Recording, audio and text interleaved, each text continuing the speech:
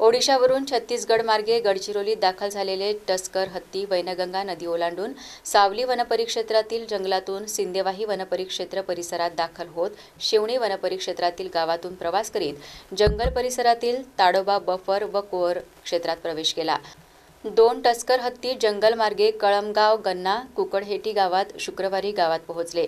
2 tusker हत्ती दृष्टीस पडताच गावकऱ्यांची तारांबळ उडाली।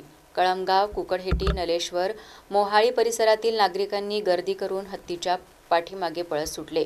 हत्तीने पण नागरिकांना पळवीत पाठलाग केला। यात कोणतीही जीवितहानी झाली नसून दोन्ही हत्तींनी कुकडहेटी गावातून जंगलाच्या दिशेने कूच केली आहे।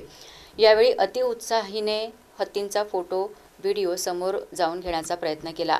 असाच एक व्हिडिओ सोशल मीडियावर व्हायरल झाला असून चिटकी गावातील जंगल परिसरात हत्ती समोर जाऊन व्हिडिओ फोटो घेण्याचा प्रयत्न युवक करीत असल्याने अशा वेळी प्रसंग जीवावर बेतू शकण्याची शक्यता असते।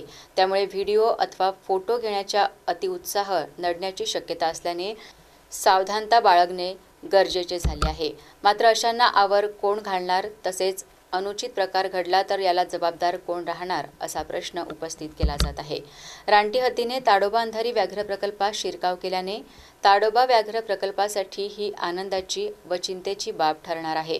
आजपर्यंत ताडोबा अंधारी व्याघ्र प्रकल्पात हत्तींची नोंद नाही, पण हत्तींचे अस्तित्व निर्माण झाल्यास वाघांचे दर्शन पर्यटकांना दुर्मिळ होणार आहे। वाघ सैरावैरा पळून मानव वन्यजीव संघर्ष शिगेला पोहोचणार यात तीळ मात्र शंका नाही। रानटी हत्तींचा गावात व ताडोबा अंधारी बफर झोनमध्ये होणारा थेट प्रवेश येणाऱ्या काळात वेगळ्याच नांदीची चाहूल ठरू शकतो असा अंदाज व्यक्त केला जात आहे।